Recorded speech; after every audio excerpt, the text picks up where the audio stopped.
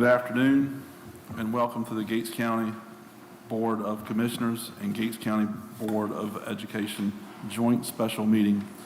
I am Nathan Berryman and I serve as the 2026 Board Vice Chair.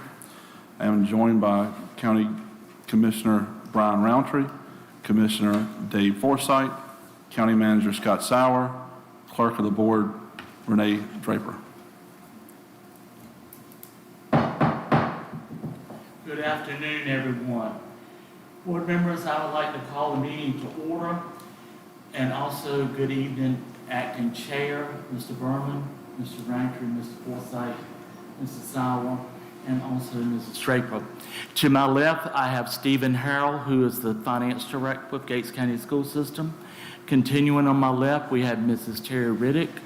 Continuing on down, we have Miss Sally Ryan, and then we have Miss Daughtry and Mr. Green. I know they're in the audience that are going to help us out a little later on. Okay, board members, we have an ethics statement that we're required to read every time we have a board meeting. And it states, board members are reminded that it is our duty to avoid conflicts of interest and appearance of conflicts of interest as we handle the work of this board. Does any member of the board today know of any conflict of interest or any appearance of conflict with respect to any matters coming before us at this meeting? If so, please state them for the record. If during the course of the meeting you become aware of an actual or apparent conflict of interest, please bring this matter to the attention of the chair. It will then be your duty to abstain from any participation in discussion on the matter and from voting on the matter if voting takes place. Board members, you have an agenda before you. What is the pleasure of the board? Do I have a motion? I make a motion we accept the agenda. We have a motion. Do I have a second? I second the motion. I have a motion and a second. All those signify by saying aye. Aye. Motion carries. Now I'm going to turn it over back to Mr. Berman. Thank you very much. I would ask Commissioner Roundtree if he can provide the invocation and lead us in the Pledge of Allegiance.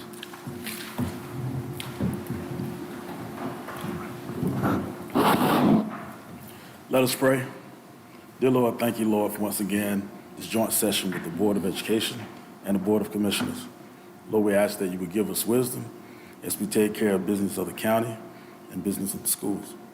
Lord, we thank you, Lord, for direction. We thank you, Lord, for collaboration. Help us to work together for the solutions for the best for our citizens and our students, faculty, and all Gates County citizens. We thank you for these things. In Jesus' name we pray. Amen. Amen. I pledge allegiance to the flag of the United States of America and to the republic for which it stands, one nation, under God, indivisible, with liberty and justice for all.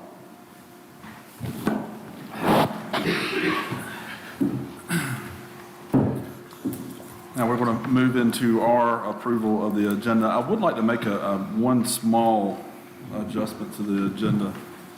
Right now we have the public school matters going first. I would like to make a motion to move that to the end of the discussion and start off with the long-term facility needs, and we just kind of go from there. Can I get a motion for that? Yeah, I'll move that.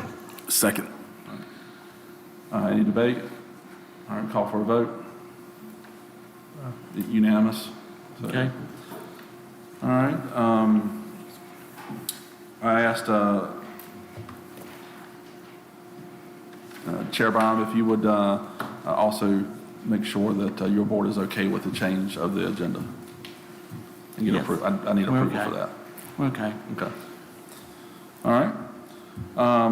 And today's discussion touches on several key areas: public school matters and priorities, long-term facility needs, and the 2026-2027 budget. These are conversations, and I'm confident that through collaboration and open dialogue, we can make meaningful progress together. So if we want to go ahead and move right into the discussion portion of that, and we're going to start off with Item B, as per our discussion changes in the long-term facility needs. As we all know, we of a county have been going through a lot of changes, and not always is change a bad thing. You know, change can be good, but people get nervous when it comes to change. They want to understand where we're going, how we're going to get there, and that takes a lot of collaboration, a lot of upfront thinking, and a lot of understanding of really where we're going to go in the future. And how does that help the county in the long run, right, and the future needs and those type of things like that. I commend the school board for deciding to close the school, deciding on which school that was going to be, so that way you can try your best to live within the budgets and everything that we all have. And I appreciate that, appreciate your hard decision that you had to make there.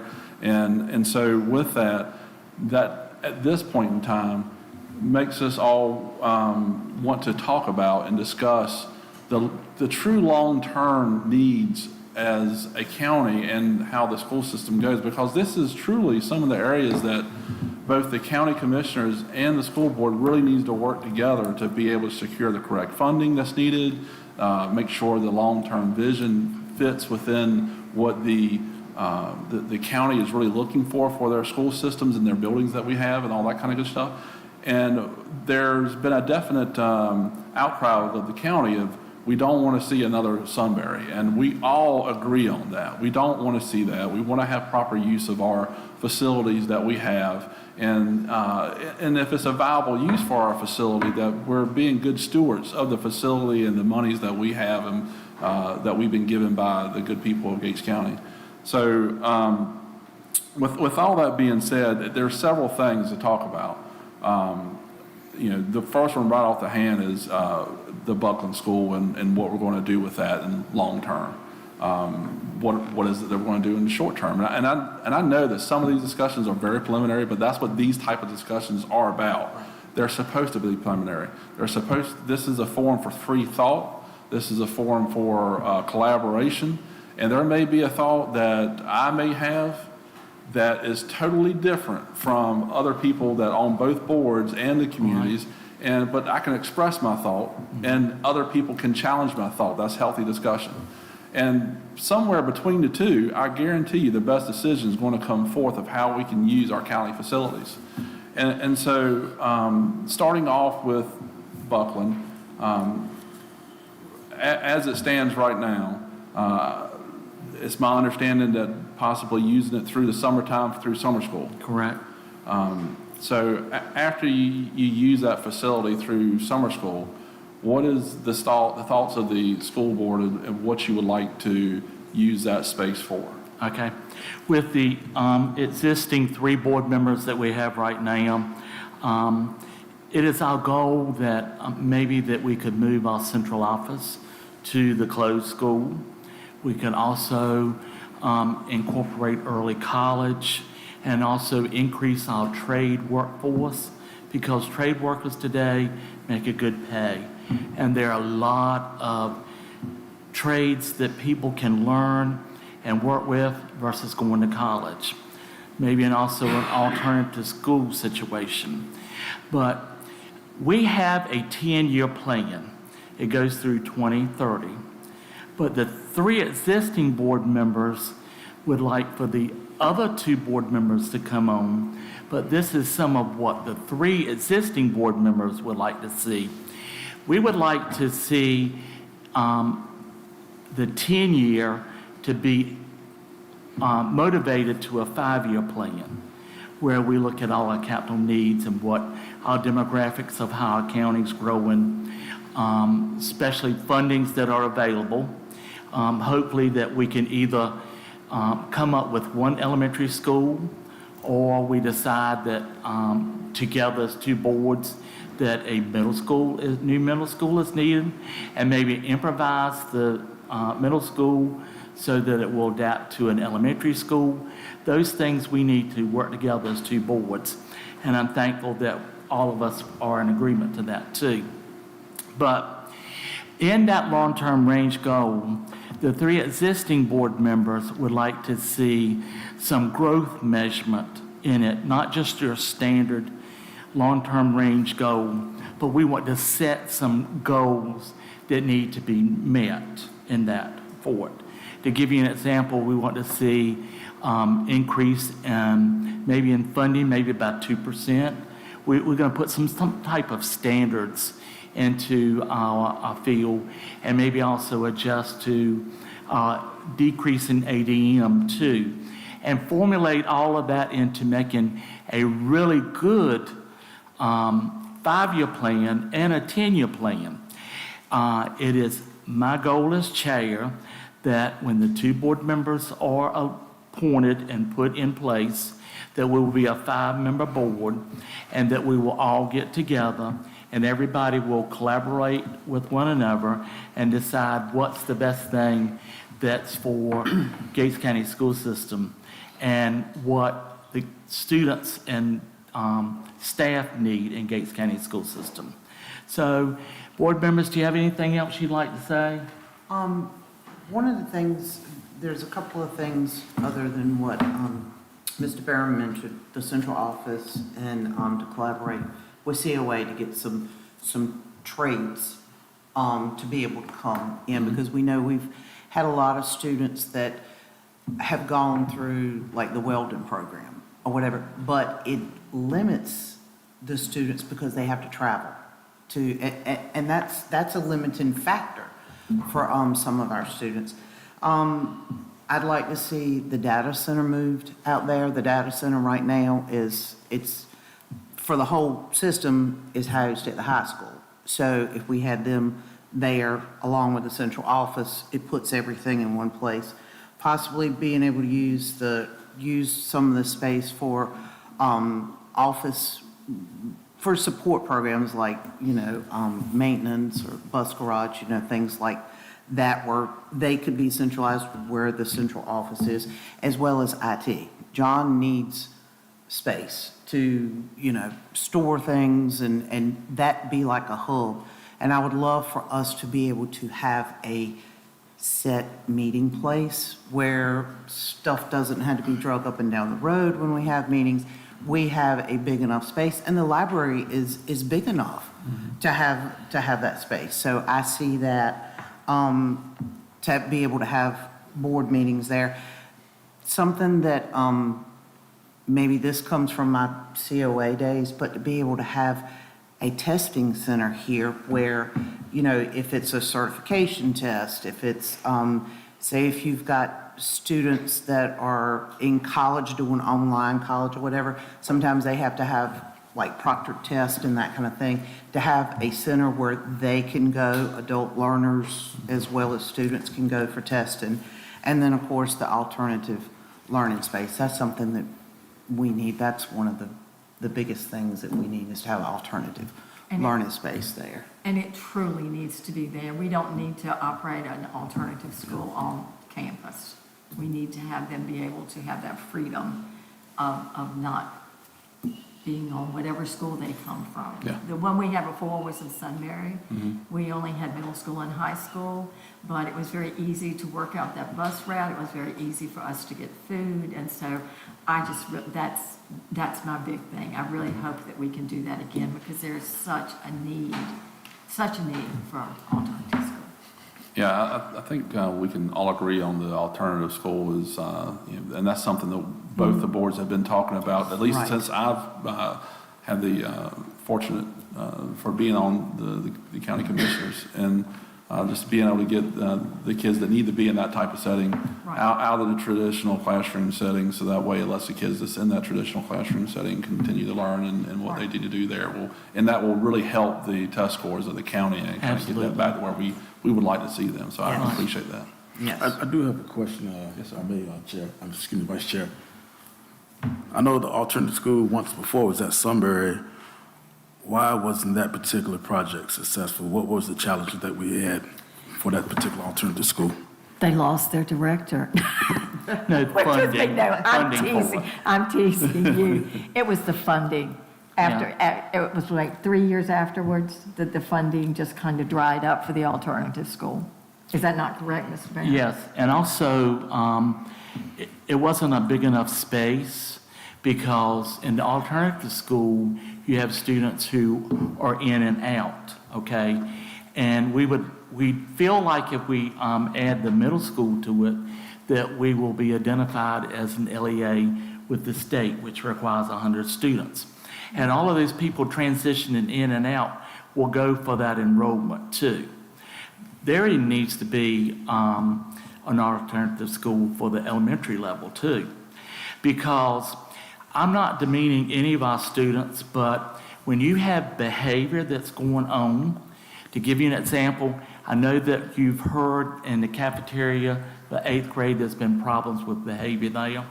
That has trickled down towards the classrooms, and that creates an environment where students who are easily distracted cannot grasp, and it deteriorates them in getting the information to score a better score on our test scores.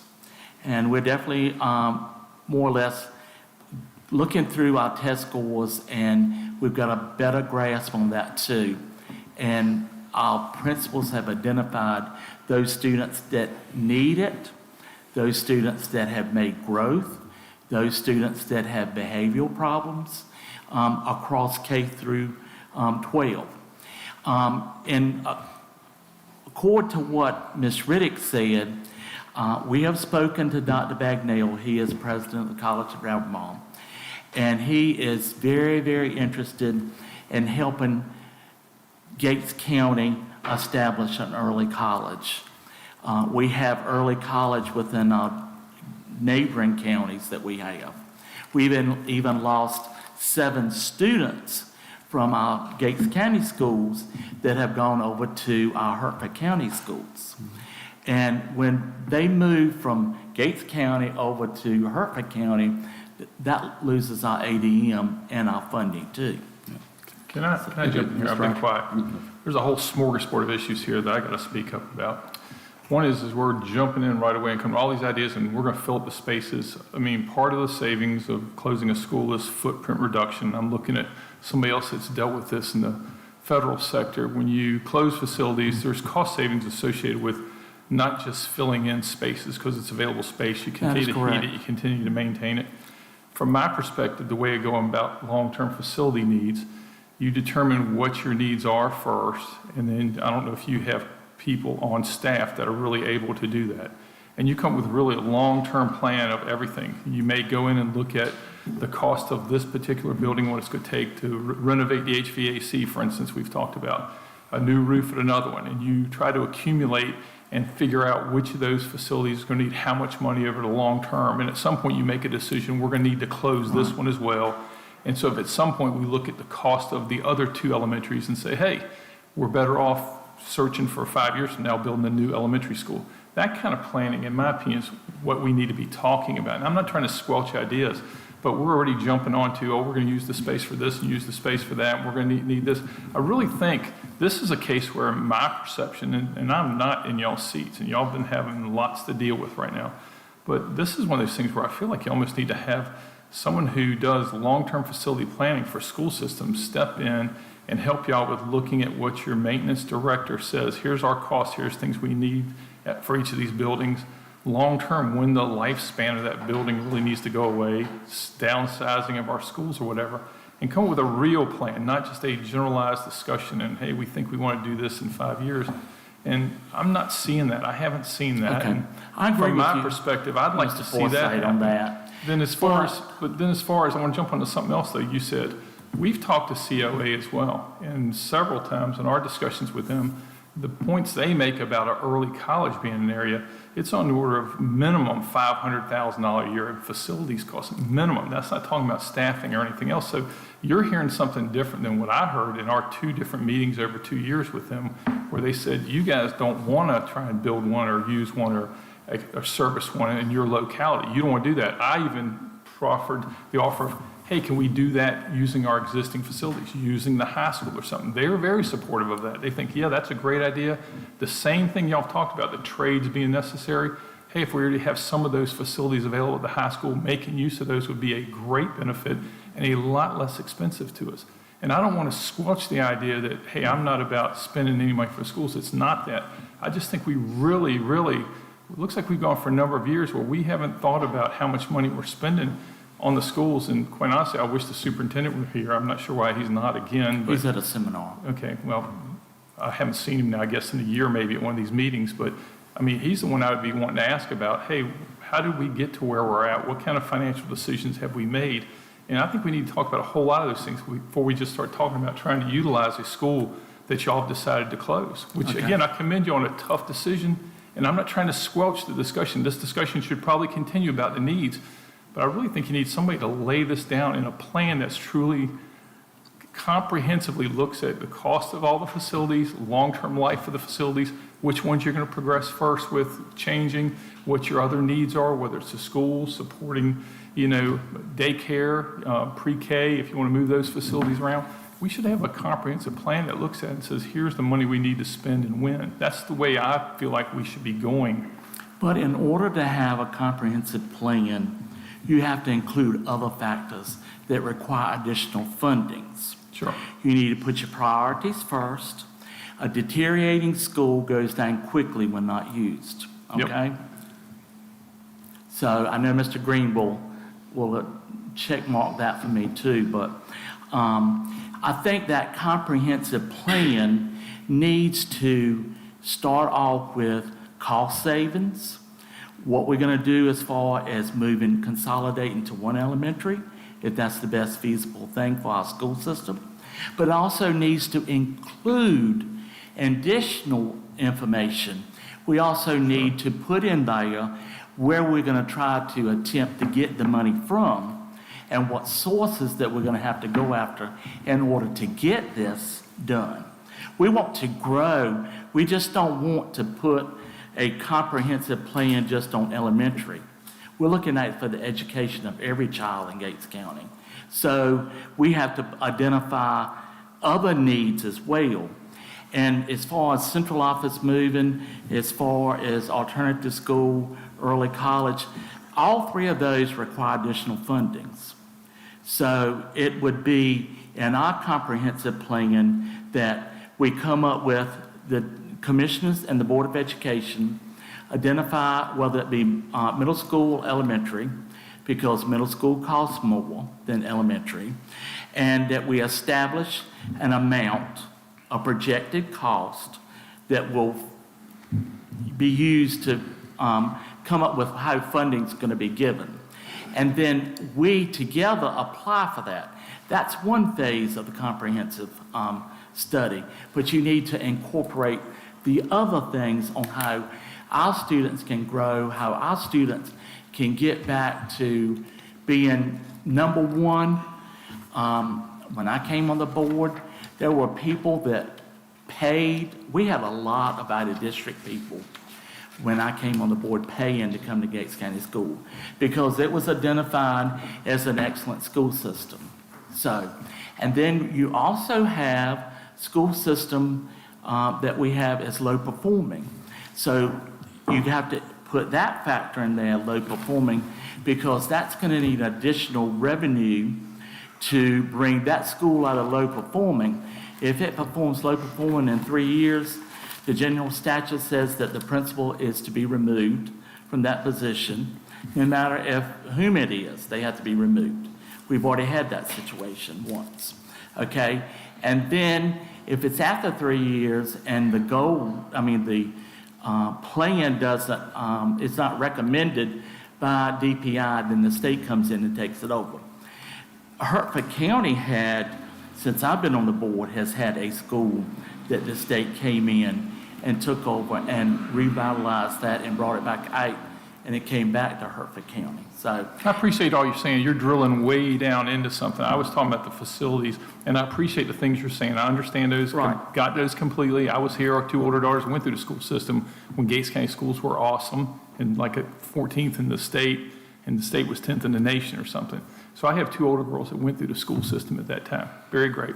I get what you're saying, but all that stuff needs to be decided, and instead of my opinion, I'm not trying to be critical, but instead of generalities about things we need to do, something that says, here's our plan, here's what you guys have said we want to do, here's our long-term plan. And the basis of it is a chapter in one of these things that says, here's the reason we're asking for item 1, 2, 3, 4, 5, 6. Here's the reasons why we're needing these things, and lay that out. And it's easy for us to be supportive of that. And if you choose to build a middle school first because of cost, that's not as defensible as saying we need a middle school because size-wise and facilities are inadequate, or the building's falling apart and the maintenance guys can't get enough done, and you're spending 50% of the value of it over the next 10 years just to keep it running. That's the kind of thing I'm looking for. And for us, it's easy to support if y'all have something like that and say, here's what we're asking for.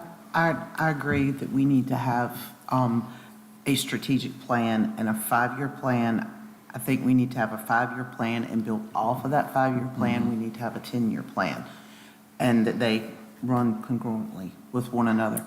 But I think, or at least maybe I was wrong, but my presumption was we're having these conversations now between the two of us to come up with the ideas of what we would like to look at or what things we would like, because you all may have a different idea from what we have, but with the two of us to come together, we kind of know where we want to start with this plan and what our goals are in having this. That's what I thought these conversations were I think that's for. what I'm trying to do right now. Yeah, is to be able to have these conversations. These are the things that we want. We're tossing ideas out there like a brainstorming forum or whatever. We're tossing ideas out. There may be things that you all want to see put in, a vacant building, or ultimately we end up with more than one. But for us to be able to come together with those ideas to say, okay, this is what our 5-year plan or our 10-year plan is, with the county and the school board working together on those. I agree that we need to have that, but we need to have these conversations before we dive into trying to get these plans going. Because if we don't know what we're trying to do or what we want to do, we can't have maintenance or anyone else to tell us, no, that's not feasible, we can't do that in this space or whatever. We can come up with all kinds of ideas, but if they're not going to work, there's no need to put them down on paper and put them in the mix of things. Yes, yes, ma'am, you're exactly I'm right. done. I agree with that. And that is what today's discussion about. That's why I kind of started off the way I did, as far as we're looking for some collaboration back and forth. The thoughts and ideas that you brought forth as far as what to do with the Buckland schools are good. The county, we have a couple asks that we would like to have as well along those roads. Commissioner Forsythe is correct that we need to take all these great ideas that we all have and then put together a true plan of what we are doing, what we're not doing, how we're going to do it, and what is the cost of doing this, right? Because that's what it all boils down to. Yeah, that's what it really all boils down to, because it may be that we get to it and say, like, for instance, I think that the early college is absolutely a great idea. But when he told me it was $500,000 annually feasible. for the county, that's when I was like, well, maybe we should talk about this a little bit more before we decide to pull that trigger. And so we got to make sure that whatever we end up doing is, like I said at the very beginning of all this, is we have to be good stewards of the county's money. That $500,000, they were throwing that number out. People shouldn't sink their teeth in that.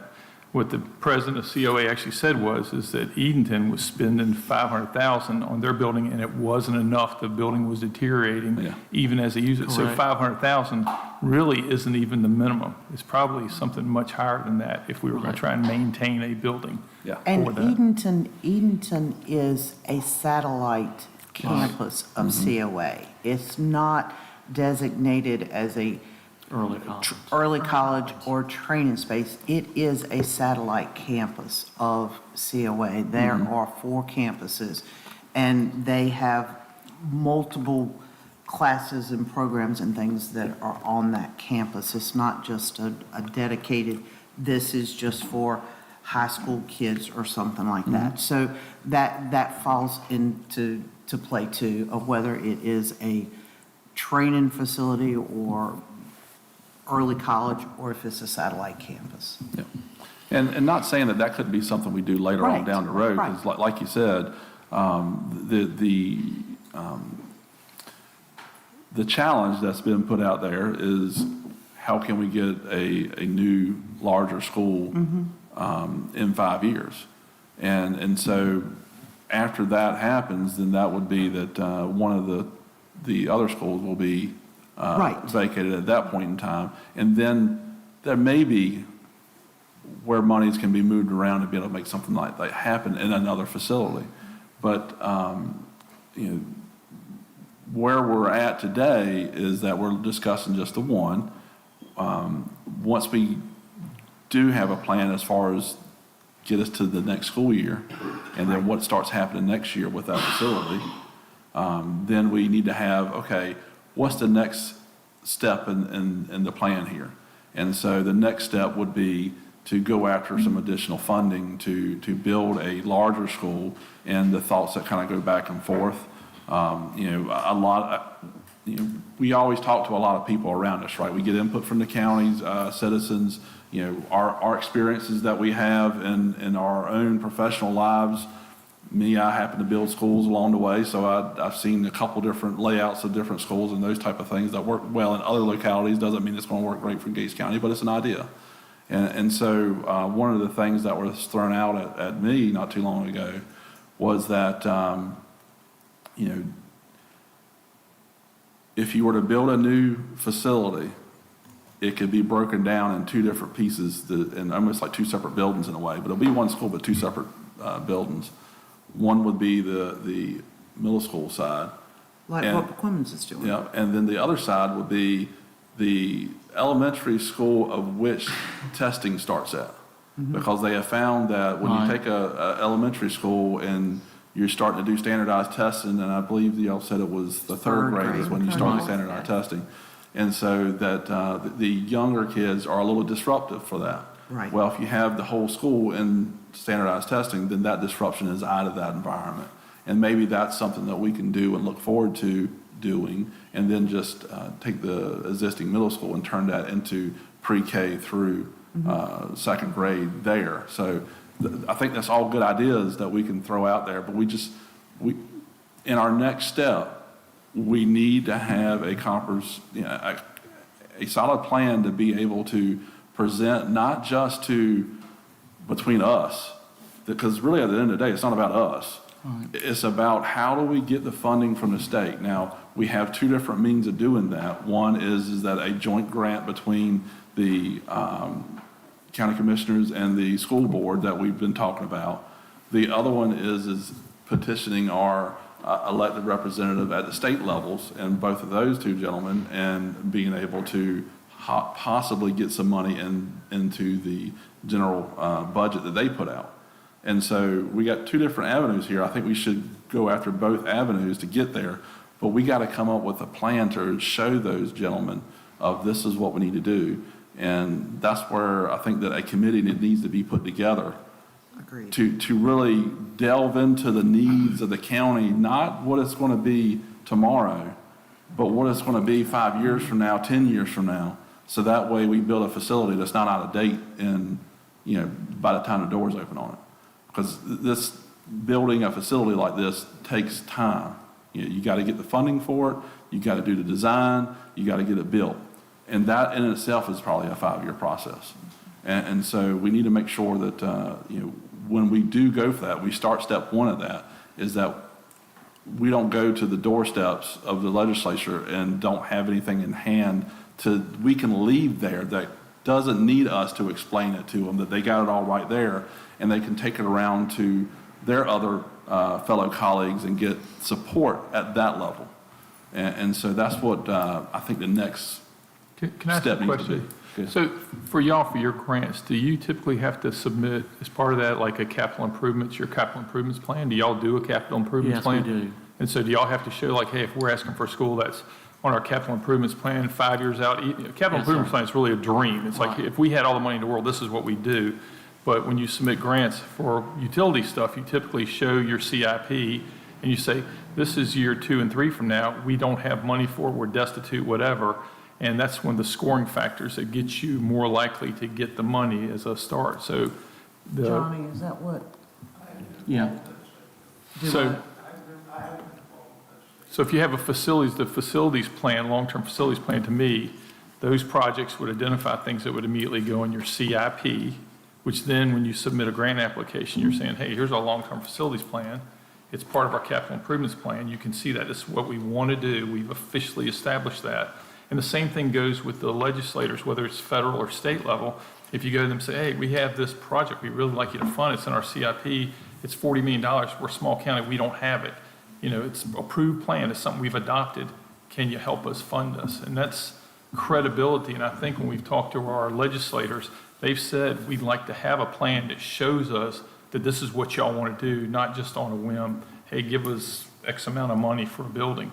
You have an established plan that says we're consciously deciding we want to do these things, and you can help us right away with this urgent need. So that's my thought process in trying to, the discussion about getting to long-term what we want to do, because then a lot of times they'll fund something in a neighboring town that I work for. Phase 1, they gave us $4 million towards a wastewater treatment plant upgrade. Phase 2 is they gave us another $6 million 3 years later, and we were going to submit and ask for $8 million more like 4 years after that. So it's all part of that master plan, part of your CIP. It's a defensible thing that you're saying you're consciously taking steps to address your needs. So I know I probably sound anal retentive to use the terminology, but that's just the way I lock it in. Is that CIP, a capital improvement? Yeah, capital improvements plan. Mr. Forsythe and other commissioners, I think Mr. Sauer printed you our Yes. 10-year plan. I don't think you realized that we had one. Okay, this is just my opinion. I'm not gonna answer for Ms. Riddick or Mrs. Ryan. When I looked at that, I felt like it was a standardized plan. It wasn't specific. This new plan needs to be developed in steps. The steps that we as a school board need to take forward. First of all would be putting an elementary school or middle school new building would be step 1. And then step 2 would be adding all the other things that we have mentioned too. It would be in phases so that it needs to be detailed. It needs to be timelines. We need to establish goals and objectives, and we need to put in there that this is how we're going to seek funding or how we're going to go about to get funding and how much funding that we're going to get and to whom we're going to utilize and go after to get funding from. All of that needs to be incorporated. It just doesn't need to be that simple 10-year plan that y'all got. That's just my opinion. I can't answer for Ms. Riddick. I can't answer for Ms. Ryan. But maybe they would like to say something. They've seen it. Yeah, my intent was not to put you on the spot about knowing that thing like the back of your hand. That should change probably changes every year. Every one I've ever done, within the next year, you change it, you modify, you get 3 out of your 10 things done. Those fall off the list, but the other 7 push into the next year or whatever, or you have a new one suddenly appears and you put it in there. So I wasn't trying to, this isn't a test question to show that y'all know it or that you would know it by the back of your hand. You wouldn't. Once a year, you'd probably review it and maybe get an update on it if a project's awarded. So that was not supposed to be a test question. I'm sorry, I wasn't trying to come across that way. Especially to a bunch of educators, test questions, right? I think another thing that we as a school board need to do is we need to build back our trust with the community and maybe with commissioners. That needs to be reestablished. Because at one time, when I was serving on the state board, you would have your name tag and you would say from Gates County and they would say, oh, y'all have a wonderful relationship with your commissions and board. I want to see that back. We have, since I've been chair, we have made significant changes. We are becoming more transparent. You'll see that tonight too in the meeting too, being transparent. So, but we also want the ideas that the other 2 board members want to have, because we are supposed to be 5 board members. forward. And Mr. Brown, I can appreciate that, and I do recognize the fact that you've been working hard to change some of the operating procedures and those type of things like that. So I do appreciate that. I appreciate our discussions that we have been having on matters along the way and trying to continue to build our relationship between the two boards and all that kind of good stuff. As it kind of bringing this all and trying to wrap this one bullet point up, I think that, we make pretty good headway we have a whole laundry list of things that we know that the school board needs, we know that the county needs. We need to take that, develop a very comprehensive plan of how we're going to get there. How do we get there from here? What are we specifically going to do? And what are our goals to be able to accomplish, the milestones to be able to accomplish our goals? And if we can kind of get something like that in the near future, we would definitely appreciate that, because we could take that and go to the county advocacy days where we have meetings. We've invited, if one or two members for the school board would like to come with us to the county advocacy days, where we sit down and we have scheduled meetings with our legislature to lobby them for the different things that's needed within the county. We would, by all means, you're more than welcome. Do you know We when those did that in dates the are? past. It's the 10th of Ms. June. Whitehurst and I. is June 10th? June 10th. And so we would love for somebody to come along to do something like that, but we need to have a document that we can leave with them to say, this is the needs of Gates County. Can you please continue to help us out all you can? We got great representatives. That's how we got the $10 million. Mr. Sowers got something that he wants to talk about. Go ahead, sir. If the chair and the school board would allow me, I'd like to run through some of the information that was put in our grant application most recently. Ms. Draper has copies for everyone. I want to say a big thank you to Ms. Ryan for delivering this over last week. Ms. Draper is delivering that. We have a disadvantage that you don't have as a disadvantage. As of March 25th today, we do not have a budget. The state has not established a budget. that's one of the We've problems we all have. already operated since August to the day's date with an unknown. So where your side of the table can quickly establish a budget and go by that budget too.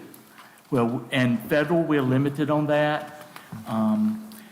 It's hard. Yeah, we definitely understand the constraints that the school board goes through, having to deal with the current issue with not having a budget from the legislature.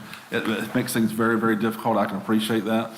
It's definitely, even though our county, we are self-sustaining with the property taxes and the sales taxes that we're able to get through those means and can set our own budgets and those type of things dictated off of that.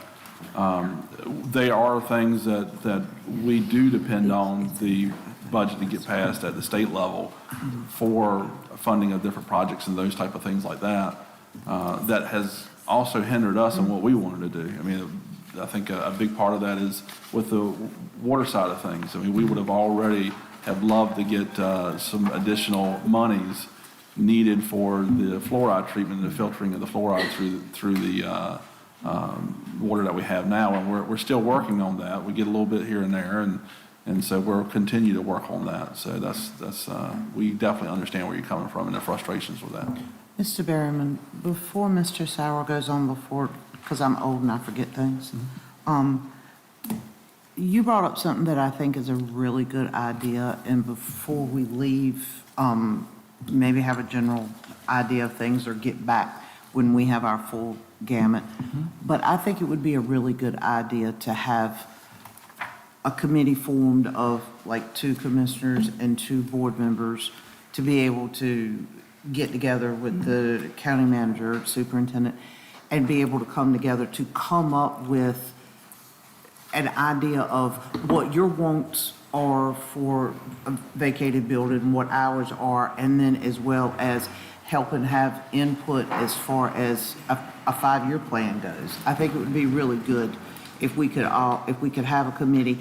So that way we could carry it back to our individual entities and be able to have discussions from then instead of there be 10 people throwing ideas around and stuff, kind of have it come together. So that's something that I would like to see as far as a school board member. All right, I would like that as well.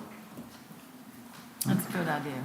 So maybe after we can get everybody on target, we get everybody seated, we get all 5 members. Yeah, once you get all 5 Yeah, members seated. then we and can we come together and talk about maybe, once we get everybody on, who's got the extra time to invest in it, but who can, who would be willing or want to be a part of that. But I think that would be a really, a good thing to bring us together. When we come back, we can have more targeted conversations around things. Totally agree. I do have a question. I know you said once you have everyone seated, what is the timeline for that? I believe Chairman said it'd be everyone be seated before April, right? For the, filling the school board seats? Yes, Hopefully it'll be tonight, tonight. Good. All That's 5 good. seats? all 5 seats. Good, Okay. good. It will be done in phases. Ms. Legg will come on, and then there's some things that have to be stated, and then open the floor up for the 5th district. Okay. So, That's good. Thank y'all very much. so hopefully tonight, I know that we didn't agree the first time. It was a 2-2 tie for closing the schools. To be honest with you, I did not feel like that it was fair to Mrs. Legg to come on and make that judgment call, because it's been a very extensive process. I've been watching your meetings, just, I don't show up just because I don't want to give an implication one way or the other. So I've tried to be respectful of y'all's meetings. I've watched them. So I've seen the consternation, which y'all have gone through, comments and everything. So it's not that we don't have an appreciation, we very much do. And it's not showing up has been not to show disinterest. It's more like to allow you to conduct your business without us seeming to interfere. That's been the intent. I don't know if that's the way it was taken or not. Right. So I've seen your comments, I saw the votes, et cetera, and the definite public concerns. That's a nice way of putting it, yeah. So. Mr. Sauer, I think your few comments that you have about the grant will probably tie this one up. Well, thank you. And the discussion about the General Assembly is very much appropriate. The fact that the state has not adopted a budget in 2 years is critical. So if you're able to take that step and have a conversation during the advocacy days, please ask them to do their job and adopt a budget, because your hands are very much tied in your attempt to manage your responsibilities. And I think as you start that conversation in Raleigh, you can also say that Gates County's got some hard evidence of collaboration and the use of state funds. If we just go back 36, 37, 38 months, and this is before my time, this board, the 2 boards together adopted resolutions for the project at the high school. I think that was around 10, maybe 11 million by the time it was all done, with funds through the different channels of the lottery system. Parallel with that, there were the initial renovations at Gatesville. And then just recently, in the last 12 months or so, those same collaborative applications resulted in the money for T.S. Cooper's new roof, and I think the one at Buckland. And that's the way it's prescribed for us to operate as we move forward. The grant that was put together last year for submittal in October, the county saw for the first time last week.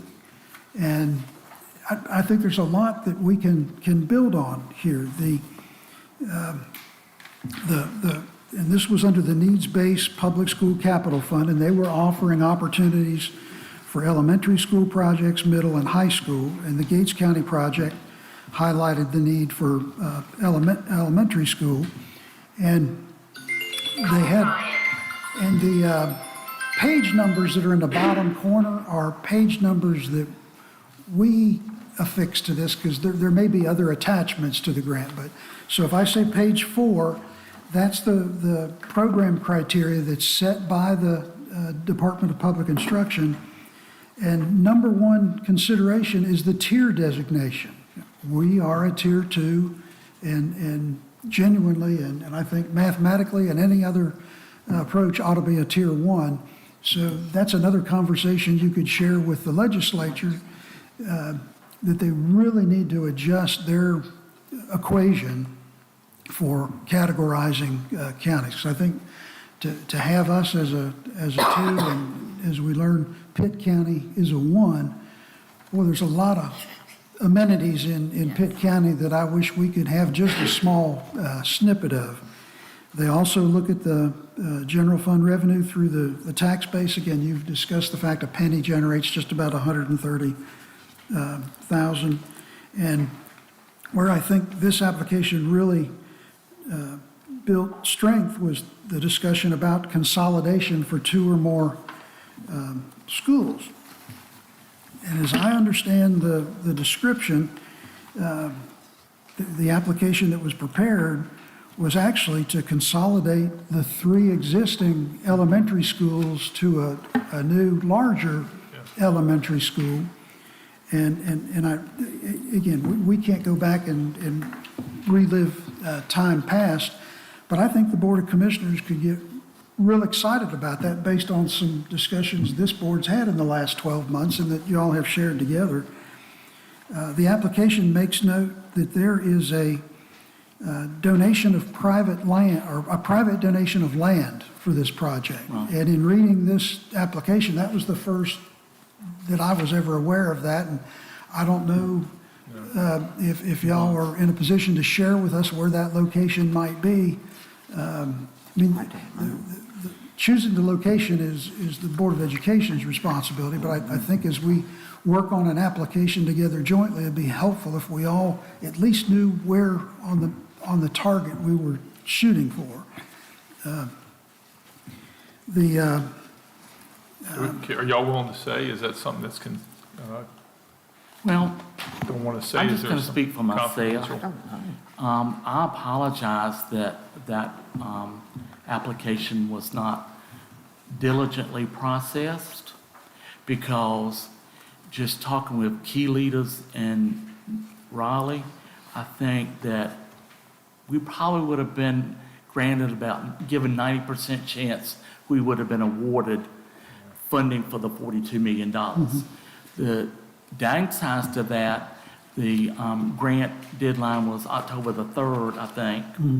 And I don't know in the current year, in the upcoming year, if they've allocated additional monies for that or not. I know that Mr. Green, Mo Green, is pushing for additional fundings to be available so other people can come in that did not meet the deadline period. Well, having his support would certainly go a long way to help Gates County. And their system at DPI really is crafted so that the 2 governing bodies need to work together, need to support the application, and other cycles will come. Folks are still buying lottery tickets, and that's where this money comes from. It's not from taxes, it's from lottery receipts. And definitely we are tier 2. Yeah. Let me just say, County Manager, I do not know where the plot of land is. So I don't know. I hardly remember signing this. Well, and again, it could have been, Just for your information. as this was being developed, maybe it was an assumption that part of the land the county owns up at the Merchants Commerce Center could be utilized. I mean, but it states a generous donation of private land, and that would have to be forthcoming very quickly. Well, on page 7, there were specific questions to address, and one of them was this project identified in the 5-year plan in the 2021 Facilities Needs Survey? And that is a 5-year survey that was mandated by the Department of Public Instruction, and there have been cycles in years past when they were looking at a 10-year plan, but I think they like you all are discussing, think that a more narrow window is helpful. So even as recent as October 25, there was a identification that this wasn't in the survey that was done in 2021. It was not. But as we move down to the question in the middle of the page, where we're projecting the student population, the question was, has advanced planning been done for this project? And the circle is yes. So clearly, there's been some efforts, some planning, some analysis, and I think we can only strengthen that by having these kinds of conversations. Yeah, especially if we're talking about getting together and as a joint like committee like we were talking about before, having some of those documents where we can sit down and see what some of that planning was will help us then formulate what a better plan to move forward with. And so I would like to see that as well. And on page 10, I don't want to beat a dead horse, but there was a sign-off saying, refuse to sign, county manager stated they will write their own grant. That's not the way the system works. Had I been aware of this, I would have been duty-bound and very enthusiastic to share this with the commissioners, because this is what y'all have to do to compete for these grant applications. Well, I'd just like to add this, just from me asking questions as to why this wasn't applied, my answer was given that the commissioners wanted to write their own grant, but if you go to the funding for this, it requires the commissioners and the school board. It's a joint effort. There are some funding requests that can be done on either side of boards. Well, your board can do and our board can do. And I don't know why it happened, but that's going to change. Well, I thank you for that. And again, these two boards have demonstrated in very recent times on those 4 other projects, the biggest one's the JROT building at the high school. Again, page 11, there was discussion about declining enrollment and operational inefficient having the 3 schools. And that's basically encapsulates the discussions these two boards have had in just the last 12 months. Again, page 13, a significant advantage of the project is that the land for the new consolidated school will be provided through a private donation at no cost to the county. And let's find out if that's still valid, if that donor is still able and willing to do that. On page 18, and this is following the instructions from DPI, Gates County has to demonstrate cooperatively that we have the capacity to implement this initiative. Well, a school board resolution and project authorization was necessary for this, establishing a project steering committee, and several other bullets, and those were part of the preliminary steps to get us to the grant application. And if, for whatever reason, we missed a couple of those steps, now's a good time to regroup, push the reset button, and figure out how do we go after the next 42 million, because with inflation and other things, it's going to be a higher number. I mean, we talk Right. about that all the time, but Or, you know, if the school superintendent's done some of this stuff already and we just don't have it, we would love to be able to have that. and He then we can does. Turn He around has and done. build off all that, so. He has done some. I've seen a little bit of it. I'm just going to point out, I think it's on page 10. I don't know whose writing this is, but up there where it says Chair to the County Commissioners, I don't know where this came from, but it reads refused to sign, and it says County Manager stated they will write their own grant. I don't know whose writing that is. Do you know, Ms. Ryan? It is not mine. I don't know whose it is. It's not Dr. Williams. I don't know who, I don't know where that source of information came from. It's unknown. again, and typically, I think if there were an issue like that to be documented, I would have received an email saying, Mr. Sauer, per our telephone call, I'm communicating as a part of the record so that we all know that the county declined to, so again, I just got this last week, and I just think it's important that we all talk about it and find the best path forward, because we do have opportunities available to us only if we're working together and adopting these things together, because once the grant's approved, then the county commissioners have to approve the project ordinance, which basically gives y'all the authority to spend and get the work done. So we can clearly make it happen, but we've got to make sure the information's, passing. I feel like I need to be a little more blunt. I'm sorry, folks, and I know it's not intended to offend y'all, but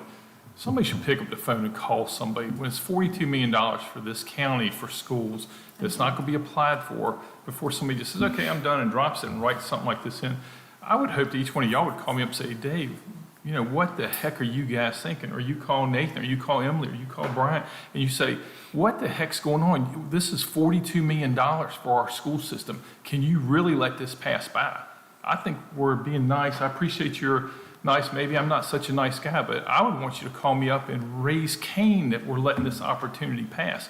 And I would ask you to do us the favor that if this were to come through again, that you do just that. Call up, drive up to my house and beat on the door and ask, hey, crazy person, come out. How can y'all let this opportunity pass by?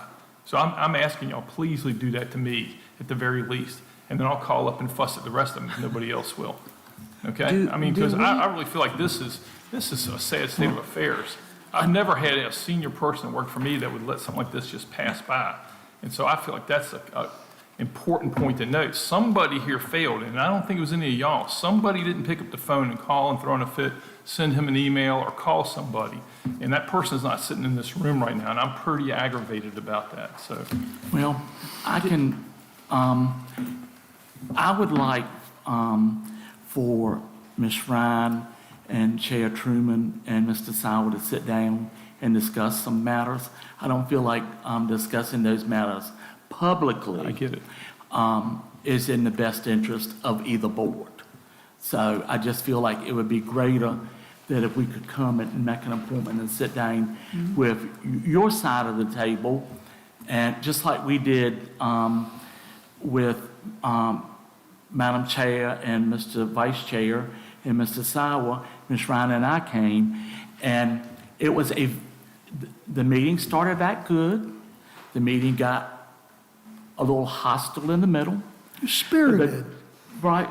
spirited. Right, okay. Spirited, I like That's that a word. bit- So y'all just start calling me But spirited. the greatest thing about that meeting is it ended with everyone agreeing and disagreeing, and we all worked things out. Am I wrong, Mr. Sauer? That's accurate, yes, sir. Right, so, Do we know, because I hadn't seen this until I got a copy of it. Is this a grant, and the dates that are here, is this something that is like yearly that it comes open, or is it just sporadic, or? it's sporadic. Okay.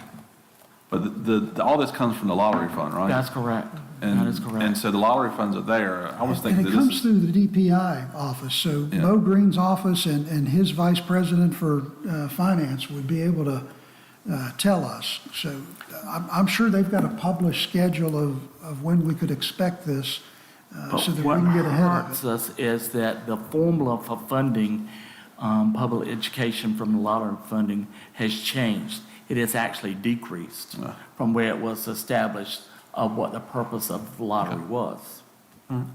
So, well, and that's why I believe that we should tack this in two different venues.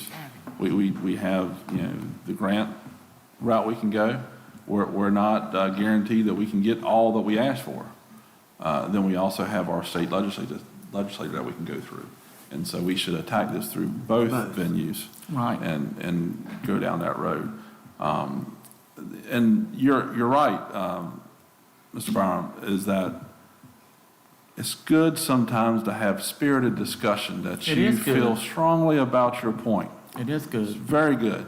And it's also good that we, as two boards, can have those spirited discussions and agree to disagree and still come out of it where we can do the best thing for the county, because that's what we're put in place to do.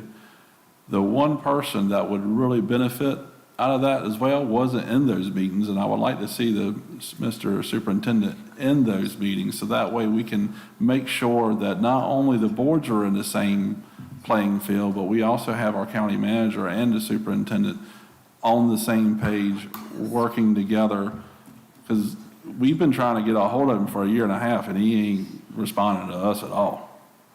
And there's been several instances, and one of them was a life safety issue where he would not respond back to our county manager to be able to coordinate with him, and that was when we didn't have any water to one of the schools, and the guys are working all night long, and Mr. Johnny Green had to jump in and get that taken care of.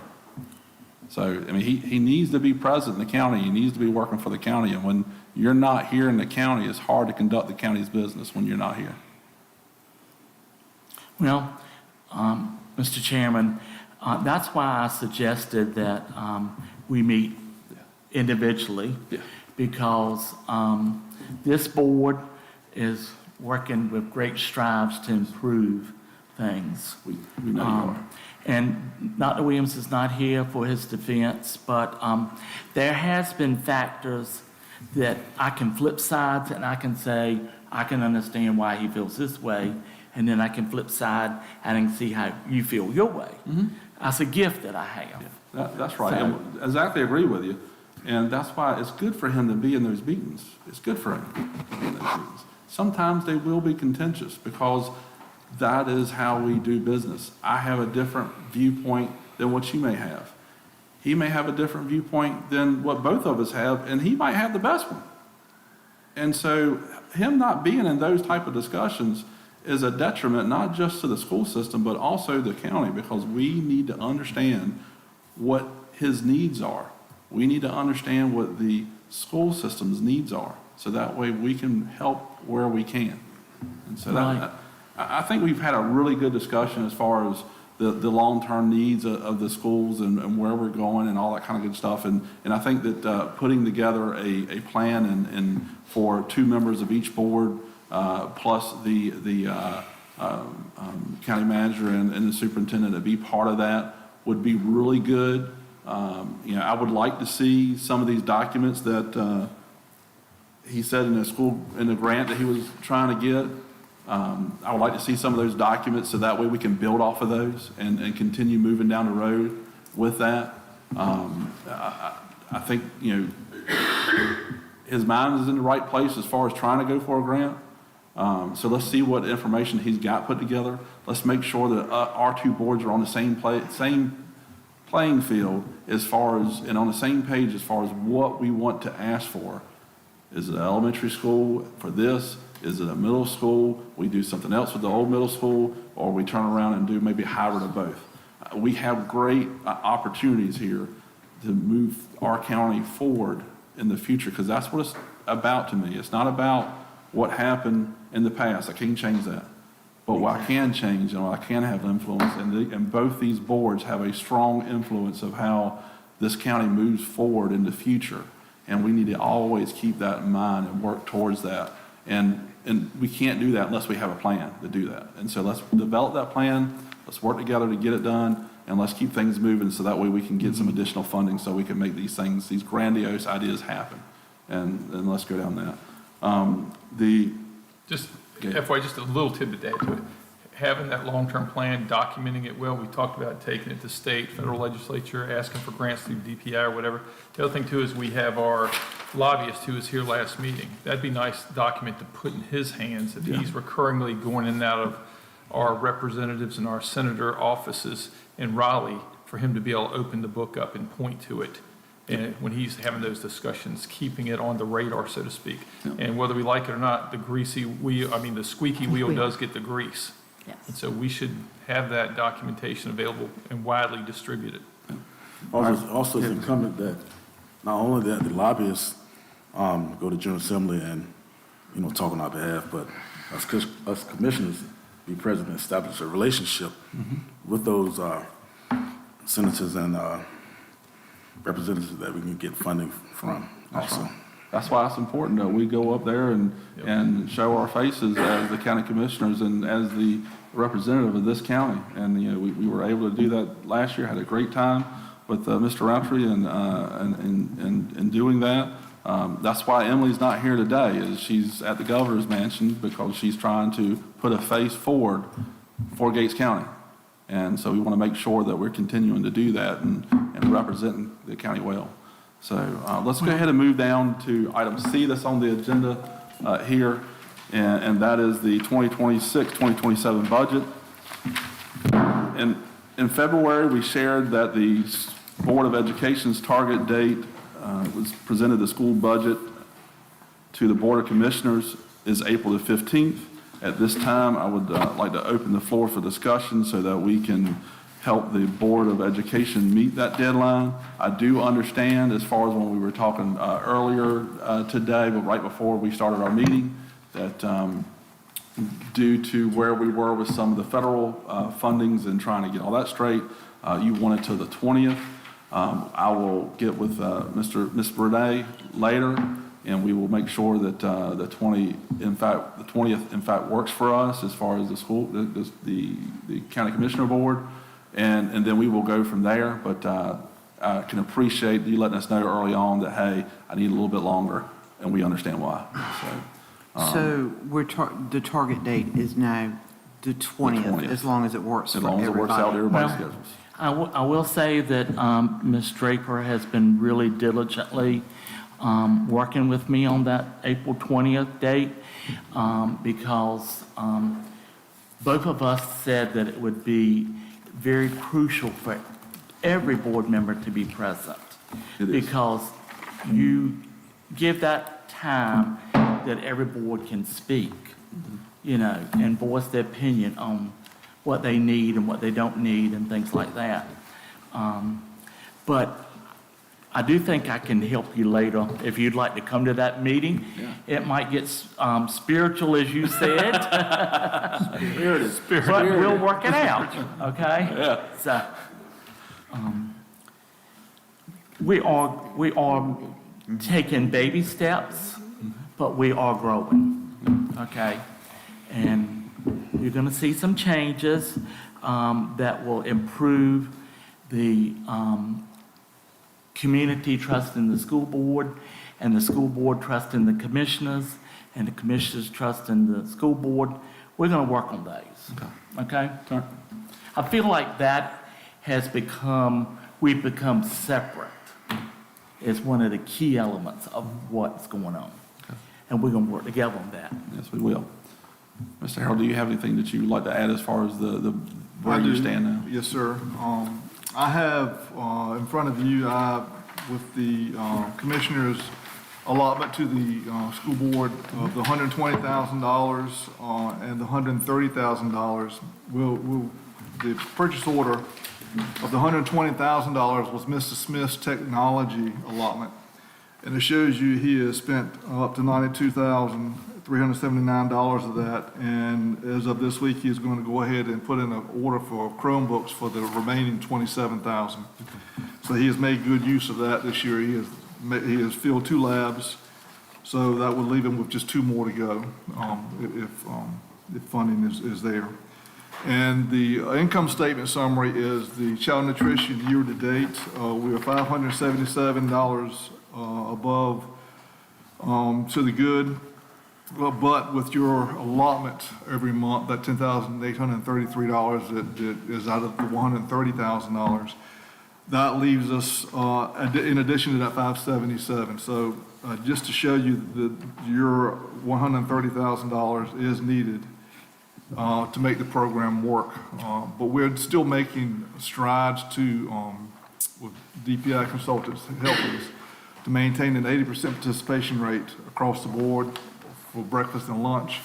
So this program that is free for everyone maintains its solvency and can continue on, because I think it's a great program. And I think we all appreciate the county's additional money to help that program succeed.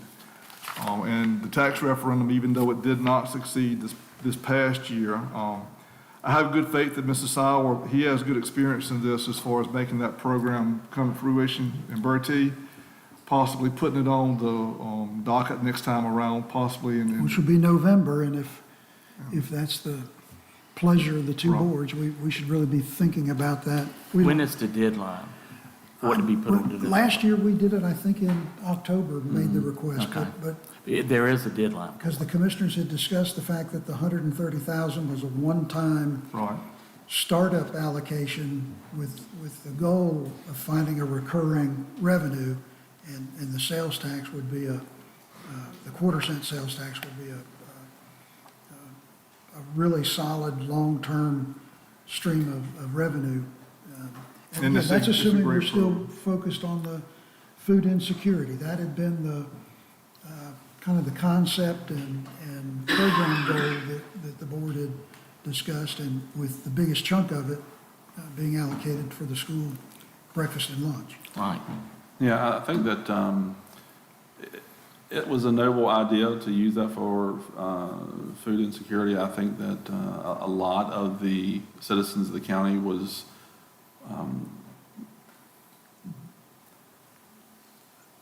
the debate as far as where the rest of the money went to, as far as do we send it to food pantries and those type of things like that, got caught up in that, and that ended up getting a lot of the discussion points as far as where does that go, and the fact that we were using it as far as there was a few folks kind of out there talking about that we were using it for the school and all that, as far as helping fund the school nutrition program, and so I think that discussion as far as using the little extra money for the food pantries, if they so choose to submit for it, got caught up in that as well. So I think there's going to be some need for more discussion as far as how do we present that where the community feels like it's well worth their extra tax dollars that they would have to spend on it. We always have to remind everybody too that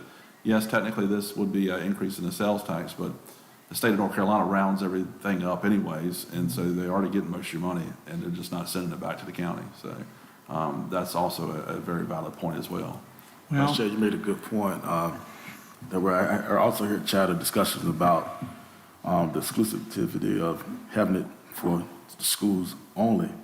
And there were some talks of how, like you mentioned, it going to other sources, and that caused, maybe not to be supported as well as we'd like. So I guess discussions on how to move forward and how to make it more appealing and make it more of a reality to our constituents would be great. Yes, I agree. well, the disadvantage that you have on your side, and I think this is why it did not pass, is that the general statute states that you as commissioners can later change how that half a cent goes to somewhere else, not to providing lunch for every student. Isn't that right, Mr. Sauer? Well, that is true. Right. But I think it's all in the cohesiveness that is generated between these two boards. And Mr. Harrell's right.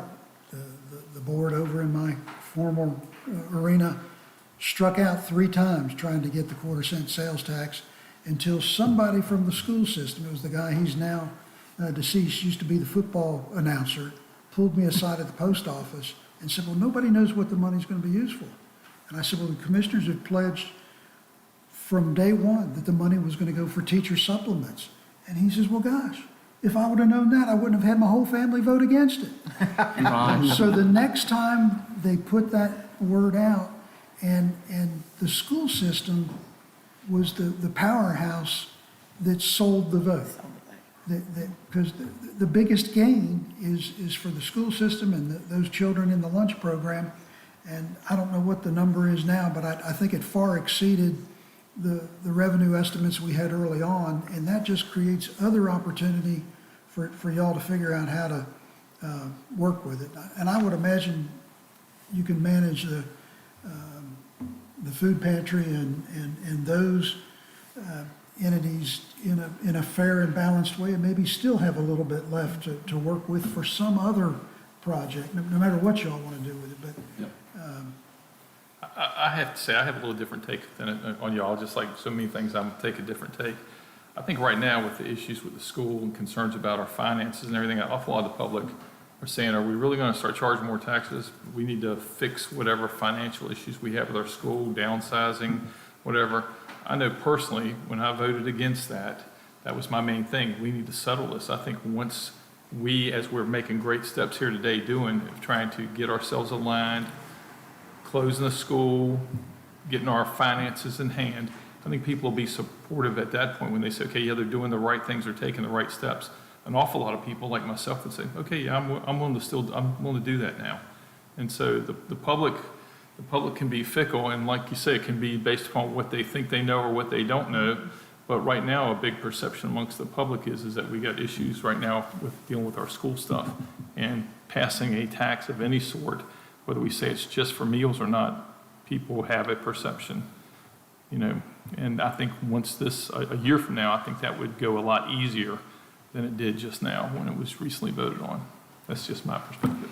And hopefully the economy will be well, because another variable is that we live in challenging economic times, and people are looking to decrease their taxes, even though it's a phenomenal amount towards food insecurity, which is a good thing, but people are experiencing food insecurity themselves. So that was another variable. The economic challenge of the times caused people not to vote as we would like. But hopefully, thinking positive, that the economy get better. Well, the general statutes on our side in North Carolina state that the commissioners are the tax and levy authority. So we're kind of limited on what we can do, but I think we, after the outcome has come, maybe we can change that. Maybe we can give a better commitment from the school side, and also the county commissioners give a better commitment as to what the funds are being utilized for. Yeah. And that way you win the vote in, and it's automatically yes. Now, as far as the presenting of the budget that's coming up next month, last year you gave us a great big old thousands and thousands of page documents of stuff, so. This year, sir, it's going to be lean. Okay. I would expect level funding if the commissioners so choose. That would be greatly appreciated. But it is going to be lean, no fund balance to budget, and it will be within the lines where a very tight budget needs to be. Okay. And I know I'm preaching to the choir. I mean, you all realize where our funding is, so their options are there are no options. The budget has to be like it's going to be. It's going to be a year, I take it, Mr. Harold, it's going to be a year where we're going to learn a lot as we go in this next year. And like you said, if we do a level funding and find out what the costs are, we're going to have to be willing. I'd say on my part, I think I'd be willing to flex some in the middle of the year if something comes up that's an obvious need. But at the same time, if there are true savings, that'd be nice to learn for the following year. That'll be when we learn and have available information that says, yeah, we're actually able to trim a little bit, or, hey, we're going to let them keep the budget the same, but then they can do some of the extra things they've put in this plan that we're now seeing. Hopefully that's what we'll be saying Mr. next year. Forsythe, I appreciate you saying that, because this is a new place for Yeah. all of us. And consolidating down, we know that there's going to be costs that are come up that we didn't realize Right. were going to be there. And we hope that on the other side that there are some savings along the way. So I want us to be able to get through this first year. And Yeah. because there's a financial piece to it, and that's ultimately why we had to do this. But there's also the other side, that's the emotional and the people thing that we've got to deal with also, in making sure that all of those things happen, in the hiccups, and, the kids, we want to make sure that they're learning the way that they should. So I do appreciate you saying that, okay, maybe mid-year, take a look at it, see where we're at on budget. Did you have these things come up that you weren't expecting or where we're at. So I do appreciate that. Yeah. Yeah, I would agree. I would like to see, as far as when the presentation does come next month, is, you know, how much of the county's money that we spend, because it is the biggest dollar figure that we spend as a county, is the school systems, the money that we give the school systems. And so I would like to understand how much in stipends are we paying? What stipends are going to what sector? You know, like schools, teachers, and all that kind of good stuff. You know, are we paying? Typically, we pay for the field trips and those type of things like that, which I get that, I understand. You know, that's all part of what the county pays for. And so I'd like to get a better understanding of those type of things as we go through, when we understand our budgets and kind of go from there. That, you know, I have no problem presenting that. All right. Thank you. Does anyone else have any other comments as far as what we would like to see in the presentation and the budget for this year? No, I just know from having done closure of a base, we closed the Navy base in London and had to move everybody to Italy. And for every 50 things we thought of in expenses, there were probably 25 we didn't. And so again, I want to stress that I think we're going to see as much as you can guess and say, here's things we think we're going to need to pay for. That's kind of a neat thing that you've thought about it, part of the planning process. But we know there's going to be lots of stuff comes up that's not going to be available. So Oh, yeah. I just want to acknowledge that. So in the budget presentation, if you know there's going to be a big cost and can show it to us, that'd be wonderful for us to see it, know it ahead of time. Okay. Yeah, and we understand that you got your operating budget, and this is what your operating budget is. Right. And then you have your consolidation budget, and all right, this is what we think this is going to be. Right. And along the way, I totally get it. I mean, when we moved our office, we thought it was going to cost X amount of dollars, and it ended up being X plus 2. And so that's, if it comes down to that, please reach out to us. Let's talk about it. You know, what do we need to do? Those type of things like that, because we understand that the consolidation that is happening now is an investment. And it's an investment to lower the operating cost of the schools for the future. That's what it's really about. And so thank y'all for doing that. Does anybody else in the school board have anything you want to add?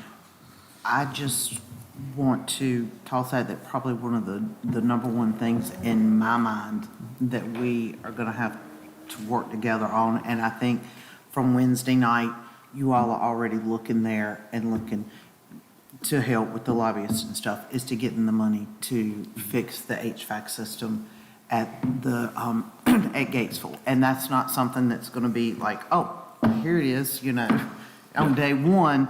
It's not going to come like that. But I think that's something that we need to discuss around of, okay, how are we going to go after to make sure that we get that kind of money and securing that money. But that's one of my number one things that I want to put out there. And I think we could probably go to actually A, that we move to the end. Okay. If we would like to go ahead and move to that, and we can probably talk about that as far as some of the, because that's really is a priority as of right now need, right? And so let me start off that discussion as far as saying, you know, starting with the public matters and priorities. I will turn it over to the school board of education to understand and begin this discussion as far as what are your priorities moving into the 2026, 2027, and what are the things that you're going to be needing from the county commissioners in discussions with that. First of all, I'm going to tell you that I'm looking at exceptional children. The cost to educate a child that is identified as with an IEP, an individual plan, the federal money does not match what the cost is doing. Just to give you a simple example, okay? Federal gives you $100, but it costs you $250 to get that child educated. So we're short $150. That's just a simple lay term. Would you not agree with that? Yeah, Yes. that is, yeah. Right. And then, we as a board were chastised because, we spent so much money. And of that $828,000 that we requested you to transfer from one fund to another fund, 73% of that money was utilized to hire 5 elementary teachers at the elementary level in order to bring those out of low performance status. So that hit us very hard. There's other things that were increased too. I know the greatest thing that has been mentioned is our high rate of salary that we're paying our superintendent. I took it upon myself to go out and get the information, and I did get a call from Miles Layton about it, and he did publish it in the Albemarle Observer. We are 4,000 less than what Paquimans is. That person has less experience than what we have, okay? So I feel like we need to educate more of the public of what it is. And I feel like there has been a misconception construed from your side of the board stating that, or making the impression on this side of the board that you want to control and dictate how we spend money. That's not really the process of it. You give us the money and you come in and you ask us how we spent it, how we managed it, and that's the information that comes back to you. And I want that misconception to go away. I really do. So you mentioned Perquimans, since you brought that up. I'll admit it, I have that conceived notion. Perquimans has 60% more population than us, so that's one data point. I went and looked at the Sweet Five that I Right. talked I about looked a at year one. ago, and we were not in line with Washington County, Jones County, I'm trying to remember, the Camden County and some others. So one data point of it being Perquimans and them being a new hire, them having 60% more population, to me, that's Well, this much I think, justification. So, I mean, I think it is reasonable for us to ask, are we using the funds wisely? right. I right. think that's appropriate for us to ask. I think the misconception on our side is that if you were to go to Washington County and you were to request what education does that person have, how many years of experience, what the performance is, there are so many more factors. You just can't look at a low district. You have to look at them on an individual basis and see what they have as far as criteria, because the state does that, and the state gives you additional monies to add to that salary. I'm very familiar with Right. that. I'm very familiar with that. I've read through those a lot. I understand that completely. We're still way outside the line of the norm I for a feel like we're PhD. So, I mean, we can have this discussion offline if you'd like, but Yeah, I mean- there's a large amount of money that is paid to the superintendent through the county's funds.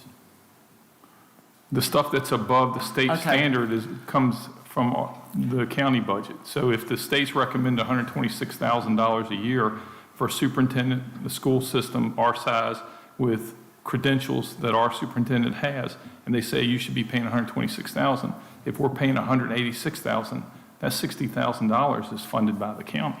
That's not funded by the state. We mentioned Paquimans and Washington County. Washington County is a tier 2, they're low wealth, they're a small school district. Let's use Paquimans for an example. Okay, my question to you as commissioners, what are you doing to bring growth back into our county? That has to be answered and you're responsible for it. It can't be ignored. That's a legitimate question. And it becomes a That's difficult legitimate. side on your side because you have economical factors that play into the role is why you can't get the growth. You We see, should definitely have this discussion offline. This is going to degrade quickly, I can tell you that. Because, I mean, I got 1,000 answers for everything you're saying, Mr. Byram. I mean, but that's the telling me key that it's to our it. job to get That's the growth to allow key. you to continue to overpay somebody, Right. that's the But that's- logic I can't follow remotely. Right, but that's the key of you expressing your ideas and your opinion, and then it gives me the idea to come back and rebuttal your opinion. Like I said, they And should go and offline. that's totally fine, you can rebut that, and I respect your opinion about that. And what we'll do is, we can table that discussion. Sure. As far as that, because honestly, the way I feel about things, and this is just, Nathan talking here, yeah, here's a guy that runs a business and understands the value of a dollar. If I'm getting $180-some thousand worth of production out of somebody, and he's earning the money that he's truly earning, I'll pay him that and more. Yes. Because the return on investment that I'm getting from that is nickel and dimes compared to what we're paying him. And I expect the person that's making that type of money to make himself available for every freaking meeting that we have. And he Yep. don't do it. And I believe can there's I two can sides to appreciate every that. story. It is always two sides, but if my board, because I answer to a board as well, right? If my board told me that I'm having a meeting and I need you here, I don't care where I'm at. If I got to get on a plane, I'm going to be there. So that's how important it is for him to be at these type of meetings, because we are planning the future of this county. It is important that he is there. Vice Chair, with everything you're saying is very legitimate. I agree. One thing we cannot negate, the superintendent have brought major resources to the county, which help us commissioners monetary, and we cannot ignore that. Now, should he be here more? Most definitely. But we can't crucify him and say he's not worth what he's worth, because he's bringing value to the county by bringing in funding to the county. I believe it being fair. I And you believe have it to being honest. evaluate I'm gonna that tell if you the it's fair. truth. Yes, he should be here. But at the same token, this man has brought in millions of dollars that we didn't bring in, but he brought in individually himself. That should not be negated. But yes, he should be here. Yes. So let's talk about the money brought in. So we got $6 million in grants. You compared it per Quemmons. They got a $60 million school brought in there, and we got $6 million. So if we're going to compare it, let's compare apples to apples. So grants are given out every year across the state for all kinds of things, all kinds of school systems. Just getting a grant doesn't mean you did anything great, because quite honestly, we have this package here that didn't go in. That was $40 million missed opportunity. So if we're going to have a balance sheet, let's subtract $6 million grant got, $42 million grant not gotten. So we're $36,000 in the hole from my perspective if you go by how much money's brought in. So I mean, we can debate this to pieces, and you're not going to win me over that great and wonderful our school systems have in the last 14 years since my older daughters were here. The school systems haven't improved, right? And so, I'm talking about the money brought in. I'm talking about funding brought in. I hear you. My I'm point not is- talking about performance. I'm talking about. I heard you out. I heard you out. Okay. So my point is, if you're going to evaluate fairly performance based upon equitable pay and performance and bringing money in as performance, then let's compare apples to apples across the board. And again, just bringing in a grant, getting credit for every grant that comes in is not realistic to me. When I was in a little teeny town, I bring in a $4 million grant. Didn't make me any greater a public works director than anything else. I get a $20 million grant in Virginia for one. Doesn't make me any better than other public works directors, because all of us are getting some. Some can't get any because they're equivalent up there of a tier 3. They're not going to get any of that money, so they're not getting any grants. That doesn't mean that utility director in Virginia Beach isn't as good as me. It just means he's not eligible. So comparing grants and money received as being, oh, that's the milestone, that's not realistic to me how you evaluate performance. I look at it a little further. I look at the taxpayer. You didn't have to change the tax rate. If you didn't have that additional funds in there, you as a board would have had to increase the tax rate.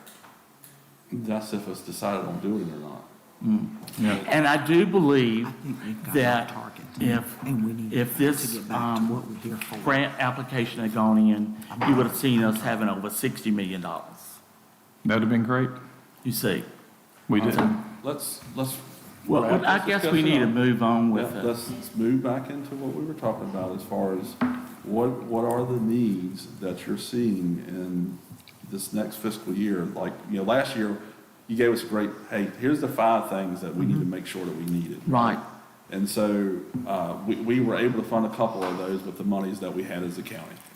And so we would like to see something like the same thing this year, where y'all have time to sit down, talk about those things, come back to us, give us 5 things that, because Mr. Harold's going to put together a really good budget and go, hey, I need X amount of dollars to operate the school system.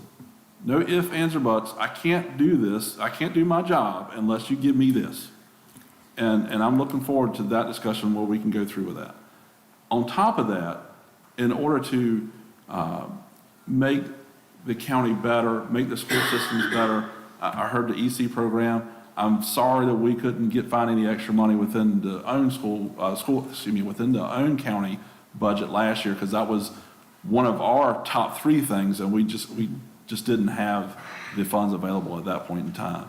And I was very distrodden to not be able to provide that. So I'm really hoping that this year we can maybe since that was just off the list last year, maybe we can get that maybe be number 1 this year for us too. We would like to have maybe 4 other ones of these are things that we would like to have. And so we can have some more further discussion about that. You don't have to name them today. I'm Just to let you know that I have spoken to Dr. Williams, and this year we're going to give you the basic of what's needed, okay? Somewhat like Mr. Harold was talking about level funding. And then in addition to that section, we're going to have a narrative in there of priorities and what the cost should be. This is just whatever our most important 5 items, she said 5 items, that we need that would be great to help fund the school system. And that's the way the budget's going to be. And I know Mr. Harold is working pretty much on that same format. We just haven't sat down and got the 5 items yet, of which would be priority. EC, I'm just speaking on myself. Yeah.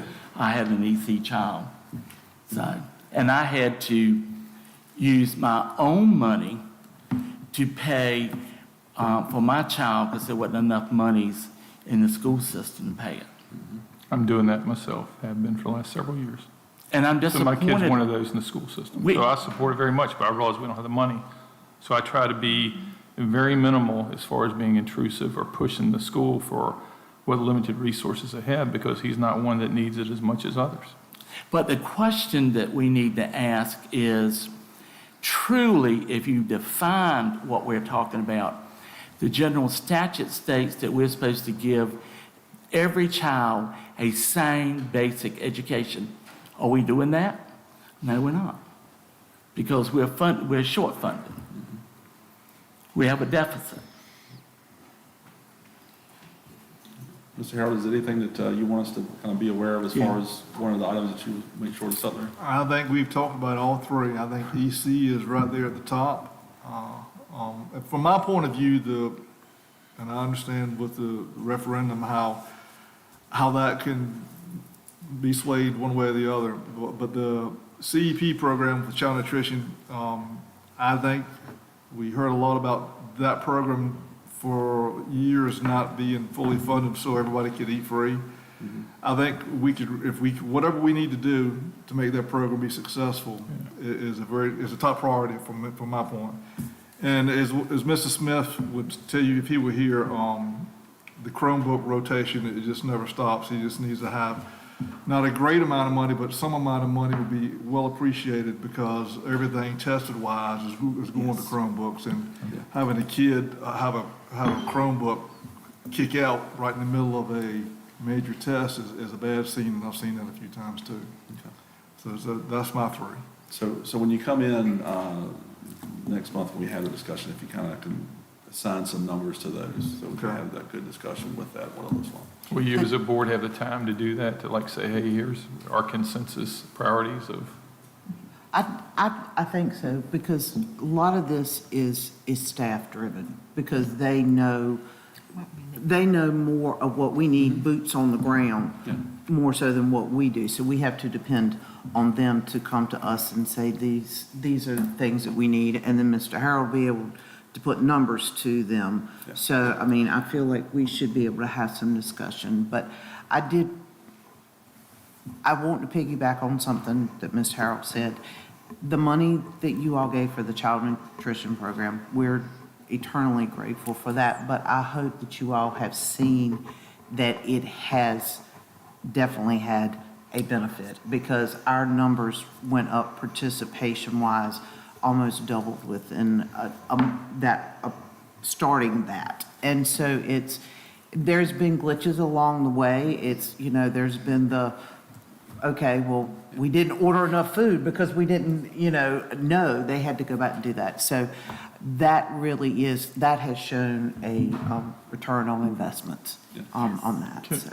Can I ask a question? It's separate from y'all, and I know you're a mechanical service company expert, so I was hoping our maintenance expert for the school here, you talked about the HVAC system, and not looking for an answer today, and I know those geothermal systems, some people love them, some don't, or whatever, but is there the ability, if you're going to come up with a plan, is there a maintenance action plan y'all have where you could do in segments and take part of the building off the thermal, put in heat pumps for parts of the building, and do it in a segment, so we're not talking about a big giant dollar amount all at once? Is that an option that y'all have the ability to come up with? That is something that we discussed, if one thing wasn't there, I talked to Train, who wants to move Trains now, Train. Mid-Atlantic train.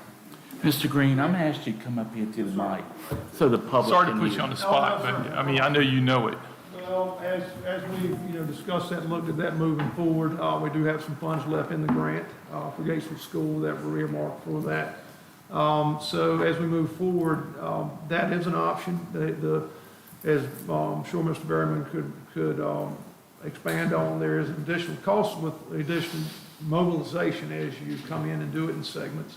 I know the big benefit in that is not having all that one cost at one time. Right. We did I had Train look at the potential of replacing 10 units at one time. The way that building is designed, when you walk through to the library, you can go to the right, which we call A pod, to the left, which we call B pod. There's approximately 10 units each direction. So there is a way that system could be valved off in the middle, and a portion of that building shut down in the summertime to try to go in and make renovations without affecting, if summer school was occurring, there are other programs going on. But just, humidity and control in itself is a big deal, in a building like that in the summertime, which we dealt with last year at the high school with major mechanical renovations. But yes, it is possible to do in segments. There would be some additional cost, as I Would it mentioned. make the existing system, if you took part of it off, reduce the heat load on the existing system, maybe make that work better or longer term? Now, you mentioned it as far as replacing with geothermal, or are you saying I'm saying if you, air-to-air I'm systems? saying, I'm saying if you have currently, it's all geothermal, and if you were going to pull in part of it and take it and put them on heat pumps, and the remaining part stays on geothermal, at least for short term or maybe long term, but would that help some as far as cutting down on how hard that system's working, the amount of maintenance required on that? Well, the big problem now is the age of we've had a lot of problems with the well field outside over the years, and we've been fortunate to fix a lot of issues there. The problem we're mainly running into now is the steel piping inside. It's getting that age where, it's not unusual to get a call. We've been fortunate that the leaks have been smaller leaks and smaller diameter piping, 3/4 to 1 1/4 inch, that we've been able to address the issues in-house. Haven't had major damage to the building or structure. It's just been the inconvenience of having to shut the system down, make repair. Your question as to, additional load. Now, there's a 2,000 amp switchgear in the building, so it's a pretty large switchgear. Electric heat would most likely need to be added to, if we do air-to-air systems, which would require additional energy usage from, let's say, the 10 units changed out if they weren't geothermal, or geothermal didn't go back in and place them. What's there? It would depend on, there again, the layout of the outdoor unit. If you did some kind of a packaged or split system, that certainly would be, it's a sort of a different design, the way the building's laid out, with the classrooms being in what we call a pod. It's more or less 6 classrooms around a circle with a teacher's workroom in the middle. It would be an architectural question there, or mechanical engineers. So is the $5 million roughly we've been talking about, is that to take out, obviously take out the existing system completely and put in? It's less than It's that. 3.6. The 3.6 is what we got from A.R. Chesson Construction to, or the estimate that we got from A.R. Chesson Construction to come in. A major project like that in the school system being 28 years old, when you go in to make those major repairs, the whole ceiling's gonna come out. Yeah. You have 28-year-old fluorescent lighting in there, they're T8, so of course, that's not gonna go back, you know, you're not gonna take them out and put them back. So when that ceiling's taken out to replace the pipe and the mechanical units up above, that, you know, it wouldn't make sense not to go back with something, you know, updated there in the way of LED lighting. Also, another big concern in that area has been the cost of or not being serviceable, not being able to get to the equipment. I had A.R. Chesson look at that as well. They said based on the design of the building, they felt like they could come in and make about half of the equipment. They could add some work decks, and as the ceiling was put back, it could be dropped about a foot to allow better access to the equipment for service, and in doing so, not affect the aesthetics of the building. Now, they felt like in the main part of the building, where that hallway is very wide, to drop the ceiling would kind of affect the look of the building. So they didn't really recommend the work platform be installed in that area. But, yeah, that whole project is I mean, there again, it could be done in segments. If in a summertime, it would be a project where I'm sure they'd want to get in there just as soon as school got out. And as Mr. Behrman mentioned earlier, there's a lot of planning that goes Yeah. into a project of that size. There needs to be time for everybody to be involved as well as DPI to know what's going on and design it in a way where it could be done in the summer, but that would be contractors coming in just as soon as kids left to demo and start that process. Thank you, thank you. Honestly, very impressive. Raises my confidence level that we're going to do something the right way. I appreciate that explanation a whole lot. Mr. Green, Sounds like a may- lot of options are going into it, Right. but yeah. Mr. Green, may I ask you a question? You made the statement, we do have some excess fundings that will be available to use that. Do you have a general idea of Well- what fundings could be applied to that? I hate to just, we have some things, we're finalizing the projects that we've done so far in the way of roof replacements and some mechanical and all that. I hate to throw a number out, but I can have that for you for the budget presentation. Okay, that would be good, because that would give the commissioners a shortfall of what is really needed to replace the whole geothermal. And that's the idea, getting into the summer is sort of looking at, you know, the areas that the critical areas, and trying to replace and upgrade some equipment if possible. As mentioned earlier, if summer school was held at Buckland, that gives us a better opportunity to get in and make some renovations this summer to try to fix some things that need to be addressed before next school year. Well, that is going to be on the agenda tonight. We are going to make a motion to determine that Buckland is the best place for summer school. Basically for the transition and repairs and maintenance of Gatesville School and things that are going on. Mr. Green, the existing geothermal system that's there now, is it just a centralized main pumping station, or do you have like multiple zones of pumps? It's just centralized main Okay, pumping all right, so station. you got one well field, one set of pumps. Well, there's 5 circuits going out, Okay. 4 3-inch, one set is 2-inch. That goes out to the yard, and they all Yeah. come back, but it's only one 25 horsepower pump that drives it. Okay, all right. Do you So have, There's two, but they're hooked together, basically. have you been having any issues with heat migration troubles or anything like that with the geo wells? We've been very fortunate. We had Virginia Energy Systems that come in a few years ago where we had mechanical fittings at the bottom where it transitions from poly to metal in that mechanical room.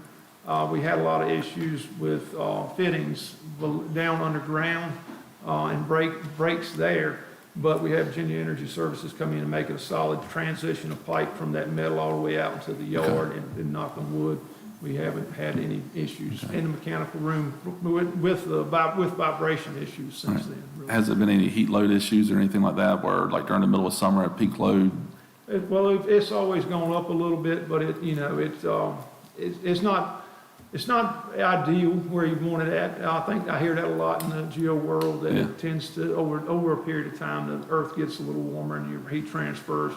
Your water gets to be a little warmer, but it certainly does a good job, especially for a 28-year-old system, Yeah. as long as you keep the, equipment Yeah. doing what it's supposed to do. Yeah, I've had to go in before on geothermal systems that's kind of experienced that problem and put in a closed circuit cooler to supplement the geothermal fields and put that into the programming of the DDC system. So that may be something, if you were having that would be an option for you to go that way. And one of the things that I've shared with some of the other school board members of projects, that one of them that my company just finished this past year was a $6.8 million project we did over one summer at Carrollton Elementary, where we replaced the entire piping HVAC system on about a 200,000 square foot facility. So that is a doable thing. It can be done. It does take a lot of planning up front, and it does the day after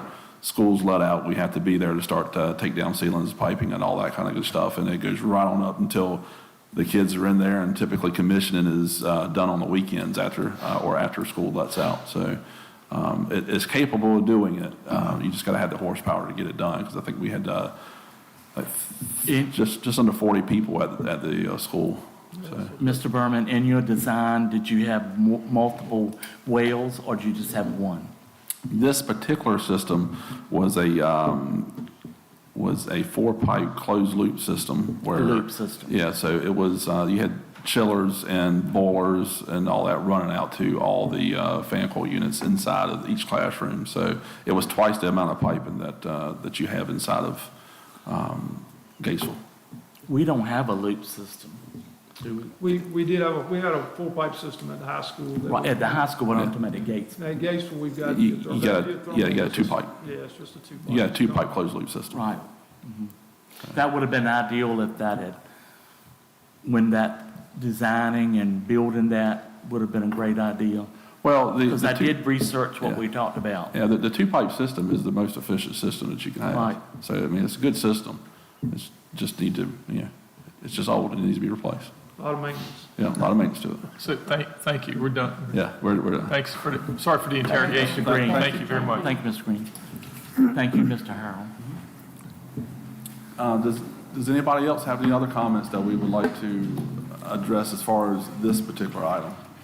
All right. Does any one of the county commissioners have any items? Okay. Well, do we want to go to county commissioner statements at this point in time? And board statements at this point in time? To close? All right. Commissioner Forsythe? Appreciate y'all being here very much. Hard discussions are the most important ones that you have to have. So appreciate y'all what you're doing, and look forward to seeing y'all getting your new members seated and functioning, and we're going to try and do all we can to help. Thank you. Thank you. We're crawling. You have to crawl before you can walk. Commissioner Rountree? Yes, likewise, I want to thank everyone, my colleagues, Board of Education, County Manager. We're going to do this together. We're going to be successful for the good of the citizens, for the good of our students. And I see us moving forward in a progressive and positive way. Yeah. County Manager Sauer? I could go on for an hour. I'm just thankful. I'm just thankful that this has been a good, healthy, spirited. It has been a healthy meeting. It has been. Yeah, and the only thing I would add to that is that I appreciate the school board coming here, sitting with us. You know, I know at some point, that sometimes during our discussions, we can all get a little spirited. But that's good discussion that we have, as long as it's respectful to each one another. And we do respect the board and all the challenges that you have out in front of you, and working through those challenges. And you're taking those challenges on and moving forward. I look forward to the new members coming onto the board, where we get back to a 5-board school board. So we're looking forward to that. I think we got some really good positive stuff that we are working on as joint boards together. We just always have to remember that we have to be good stewards of the county's funds that we've been blessed with, having the ability to work for our county. And you know, when we're all said and done here, we should all look back and go, what have I done to better Gates County? because that's really what it's all about, is better in the place that we work, that we live at. So with that, I'll turn it over to the school board for their closing comments. Okay? I'll let Ms. Ryan go, and then we'll work down this way. I'm going to be brief like the county manager. I am thankful to be here. I am thankful that we are forging ahead together. I think that's very important. And I just want to say, I look forward to working with you and collaborating to make sure that what we're doing for the students is the very best thing. So thank you all for having us. Ms. Thank Riddick? you for having us. I've said that numerous times, but I want to publicly say thank you for supporting us in this journey of consolidation, because it wasn't easy. There was a lot of, I've always said it was a heart issue, and it was, but, And continues to be. and it continues to be, and it will be even after the school year starts. You know, we've still got those things to work through. But thank you for supporting us through the process and through making the decisions. And I think we have good opportunities for the two boards to be able to work together and make things better for our students in the community. And that's ultimately what we're here for. I mean, the other is important. I'm not saying it's not important, but that's our priority, and it should always be. Our priority is our students in the community. So thank you for having us. I look forward to us being able to work and being able to form committees so that we can come up with these 5-year and 10-year plans, because I think they are crucial for both sides, for us to be able to grow. I forgot to say something, if I may. Last week, I had 2 Zoom things all day long, conferences, and the Dare County Board of Education and the Dare County Commissioners have a very similar 5-on-5 meeting. I have a handout. My brain had worked better. I would have thought about bringing it today so that you could see this, but I will gather my brain the next time we're seeing y'all and bring this. It was really neat, and they have posted it online because there was they of course had a PowerPoint, but there was also so much dialogue and so much said between the 5-on-5 that they had meeting, that it was really very educating. So I'll make sure that I get somebody that website, and I'll bring the handouts next time. Thank you. I just remembered that. Thank you. Okay. To add just what Ms. Ryan said, David Twitty has formed a committee, and we're meeting May the 8th, I think it is, at Eaton Chowan Schools. And he's going to give all the other districts goals and ideas and express how that has helped Dare County. I truly appreciate y'all giving us the time. I truly appreciate y'all funding us. And I truly appreciate you listening to us and taking the time to work out our differences, and we come together as one common goal, and that's to see that every child is educated and that they're given the best education possible. And I felt good after that meeting that we met. We were all laughing when we left. Yeah, we did. We left laughing, and I felt good about it. So I think Mr. Sheffer was my boss for a long time, and he said that if you and I were partners and we all agreed, then there wouldn't be a partnership. We have to agree to disagree. And, I think that's the key element for our board and also for your board. I'm not trying to tell you about your board, but I do think it's important. I'll also end, because I can talk a lot too. I'm going to be brief on it. But you mentioned the elements to attach to the grant. Those artifacts are really crucial to add and entice that grant, because that's what the grant approval is looking for. Yes. And that's the key for us getting that grant. Yes. And I regret, I'm just speaking for myself, that we didn't follow through with it. I can't answer for anybody else, but I do regret that. And I didn't know about it until after the deadline. Yeah, so if the next time we meet, it would be great if we could have those documents that's already been kind of put together. What did he have? And then that way we can build off of that and build a better submission. So thank you. Right. I have one last question. We talked about April 20th of getting together for, is that going to be afternoon or, Renee, do we know yet? Because we've got our regular school board meeting that night, so that was the reason that I was asking, if it was going to be like a, Understanding that we had the school board meeting that night and it starts at 6, right? And so we'll talk within amongst ourselves to make sure that Okay. we can get quorum and all that kind of good stuff at that point in time. Okay. And so we'll have Ms. Renee get back with y'all. okay. Thank you. That was all I needed. I just flipped by my calendar. I hear you. Mr. Vice Chair, can I claw back 2 minutes? Yes, sir, but once you can. I have a souvenir for everybody. Actually, it's a little tool.